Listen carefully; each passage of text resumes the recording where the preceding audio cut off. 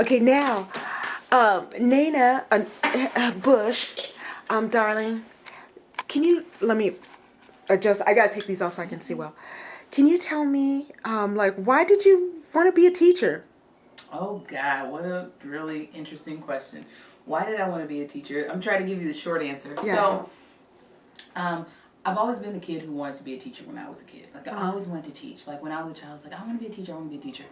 Fast forward, when I was a teenager, I used to work for AmeriCorps, and I worked in classrooms. I worked for all these different literacy programs and after-school programs. And at one point in time, I actually got a chance to work in a classroom at an elementary school. Yeah. Working inside, doing tutoring children, being a literacy tutor for the most part. And in that actual experience, I was like, ooh, being a real primary school teacher, like elementary school teacher, is hard. I was like, oh, I do not want to do this. It is too much. I can't manage it. I'm gonna touch you on that one. Okay. Yeah, right? It was like too many learning styles. It was just too much to do. It was teaching all these different topics. I was like, I don't want to do it. And I was like, maybe I just want to teach preschool. I was like, let me try that. So then I went to school and I took some courses in community college and early childhood education. And I was like, yes, this is what I want to do. I want to go to child care center because I've always been involved with kids. I've done I've been a recreation leader for Vallejo, the Greater Vallejo Recreation District. I have worked in all kind of programs with kids here and there. So I thought, okay, I'm gonna be a preschool teacher. So then I went that way, and I started teaching preschool, and I started taking classes, and I realized, ooh, opening up a daycare and working at a child care center is year-round, and I don't get the summers off. So I was like, ooh, I don't want to do that. I don't want to do that either. But I love kids, and I've always had a passion for kids and working with children. So something led me in the direction. I taught preschool for a little while after taking my classes, and I got the experience, and I thought, you know, I want to be a community college instructor. That's what brought me to this place, and I want to teach courses in child development because my preschool teaching experiences showed me that there are a lot of people who get into our field, particularly in early childhood education, and become preschool teachers that don't have the passion for it. They get into it because it's easy, right? It's like it's being. It doesn't seem easy to me. It does. It's not. It's not easy, but on the surface, on the outset, it seems easy. You're like, oh, it's young kids. We're just gonna paint and play with Play-Doh, but it's so much more to it. And I think the field has changed in so many ways that you have to be really thoughtful about what you're doing with kids and not just showing up and being there and watching them play, but being just a little bit more intentional. So, in my experience teaching preschool, I thought, there's not many people who really want to partner with teachers or be allies with parents and support parents of young children, and that's what I wanted to do. And I thought, what better way than to do it in a community college, so I can do kind of like what I love. I'm teaching adults to be effective, professional, meaningful, intentional teachers, as well as like staying within my passion of just like working with kids, because I still get to work with kids in lots of different So capacities. was your experience working with kids that led you to the child development field? Yes, it was And my... then what made you... Now, I missed the part. What made you want to be a community college teacher? What made me want to be a community college teacher was my experience working as a preschool teacher. It was realizing that there were many people. I was really young, right? So I took these courses at community college in San Pablo, went to Contra Costa, and I got a job teaching preschool. And I worked with some people who I was like, oh, they do not need to work with kids. Like, why do you work here? That was like my initial outset. My other thing was I had a really good, strong relationship with parents in the programs at the two different schools that I taught preschools at. And so I thought, wow, I get along really well with adults. I really like talking about children and their development. I like talking with parents about their kids and what they're doing. I also had this very honorary and young, arrogant attitude of like, I want to teach community college I want to teach child development at a community college because I want to like weed out the bad people. I really want to expose people who are thinking about going into this field and doing it for money or doing it for a check or doing it for whatever. Make sure the right people are with the children. Exactly. I really felt like I want to be the person who's going to paint this picture of like what it's really like in the field and like really consider thinking about yourself and your characteristics and the qualities that you're going to bring to children. Do you really want to do this? And it's hard work. It's hard work. And you don't get a pass to go to the bathroom. You don't. And you don't get paid nothing either. And so one of the initial things that brought me here was I want to make sure people who are going to the field really want to do this. Like, is this what you really want to do? And so, and I also just thought I want to have a first hand in like helping create effective and shape and mold and teach, people who are going to be effective early childhood education professionals in the field. Yeah.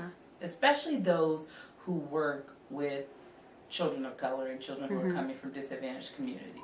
So that was like my main goal. That's what brought me to this place, and that's what led me to go back to school and get a master's degree, so that I Where could did you, specifically teach. so you went to Contra Costa, I went to Contra Costa, and then where did you go? Cal State East Bay, Okay. and then I was, Did you get your bachelor's at Cal State East Bay? I did, And then you got your master's where? at Erickson Institute in Chicago, Illinois. Okay. So I went. Now, when I send this to you, make sure you check all the spellings. Sure. Okay. Absolutely. All that. Okay. Absolutely. I went to Contra Costa. I did African American Studies as a major. Transferred to Cal State East Bay. Did ethnic studies with a. What did I do? Ethnic studies with a concentration in African American studies and gender and sexualities and communities of color.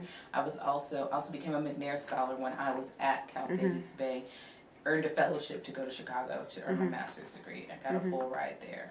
And so, Wow. yeah, and Erickson Institute is it's a very recognized school in the field of early childhood education. It's a graduate school. It's only graduate studies, so I feel very blessed to have had that experience and go there and learn about children and child development there. And then I taught at a community college in Chicago.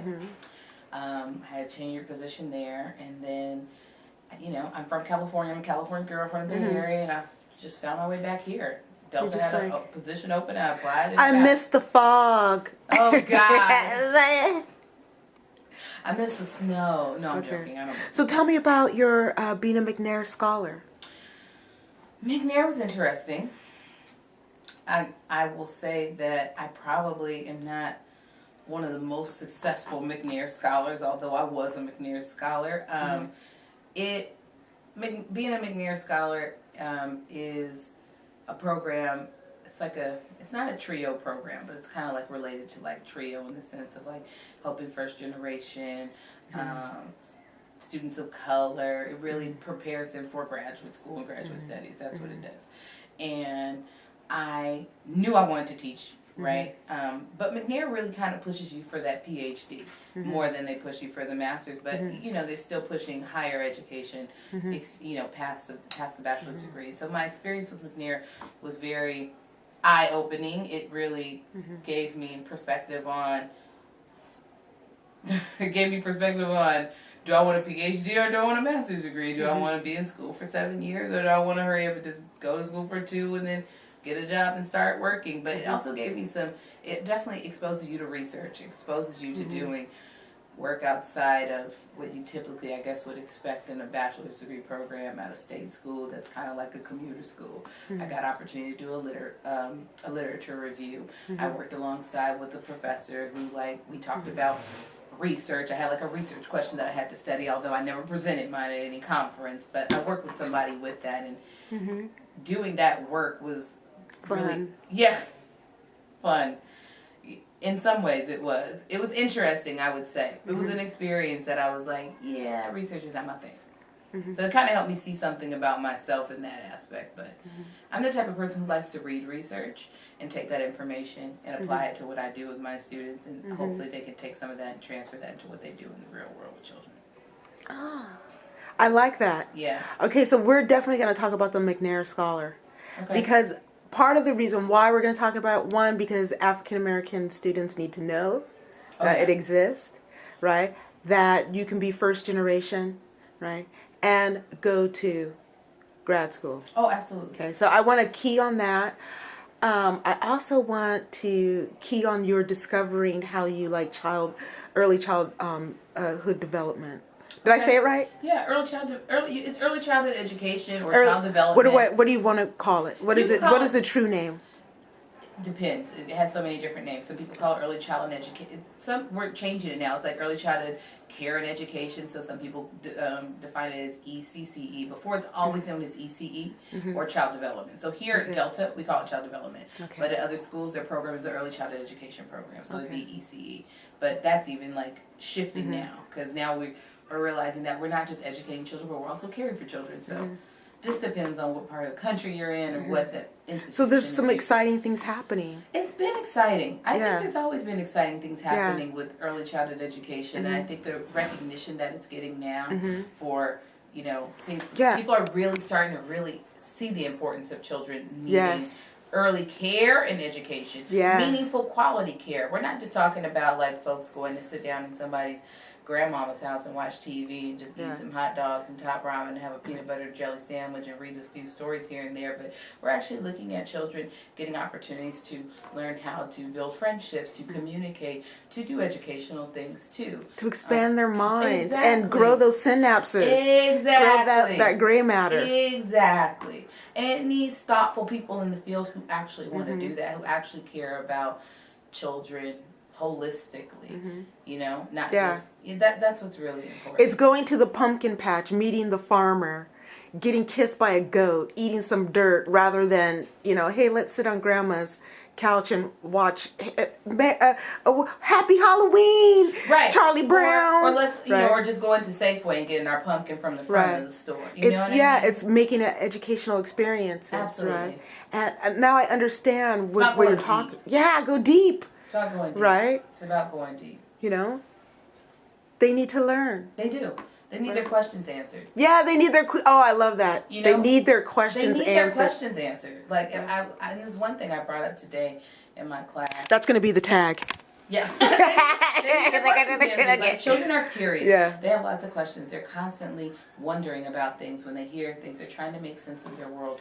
And they need adults to answer their questions and not brush them off. And realistically answer their questions and not make up stories about, where things come from or what things are. I mean, like, really talk to them about things. And I think it takes, Talk to them about life. future teachers, who want to be teachers, to think about their role in explaining things to children in a very developmentally appropriate way. Yeah. That's what's most important too. I mean, I think there are some topics, we're not talking to children about the birds and the bees at 3 or 4 years old and what their parents do behind closed doors, but we do want to talk to them about whatever questions they have, to explain things to them the best that we can in a very, what would you call that? In a very PG related way, I should say. A PG rating way. In a way, In a our realistic level that they will understand. And a level that they will understand. Yeah. Yeah, absolutely. Just tell the truth in a level they'll understand. It's like, I used to teach in Chicago. I used to teach the math and science class. And Oh my God, math! yeah, I used to teach the math and science. And I love math and science. And I remember one of the questions came up. And I still like you though. Okay. And I remember one of the questions came up, and they were talking about we were talking about habitats. This is just kind of sidebar. But we were talking about habitats, and they were talking about otters, and they were like, otters build a dam, right? And so one of my teachers said, "Can we teach that to children?" I said, "That's what it's called, isn't it? What else are you gonna call it? Yeah. Can we teach them a dam? Like, isn't that a bad word?" I said, "Not in the context of what their habitat is actually called. It's not a bad word." Also, words have multiple meanings, kids. Exactly. I said, so we don't want to just call it their home. It has the actual potential word. Yeah, we Yeah. all have homes, but let's be How do specific humans about use it. dams? Exactly. Right? Right? Yeah. Exactly. Right? How do humans use dams? Yeah. So I think that aspect of really when we're thinking about vocabulary and language and teaching children, that's so important. That's so critical. And that's why you have to have the right person. That was an example of You the wrong gotta person. have the right person, and that Yeah. was, and I would say, in some instances, someone who refuses to teach a child that term would definitely be the wrong person. But I also think that there are people out here who are trying to figure out, what can I say to a kid? And I'm like, listen, if you can explain to a child that all the different names, the correct scientific names of all these different dinosaurs, then you can explain to them different functions and different things and use scientific terms around them. I was like, there's no reason for that not to take place. Because they can understand they're not idiots. They They're not speak idiots. English. They do. Exactly. They speak English, guys. Exactly. It was. I remember a student. She brought up this. She was working at a preschool, and they had brought their children. I want to say it was to the Shed Aquarium in Chicago, and so there's reptiles and fish and all kind of different things in there.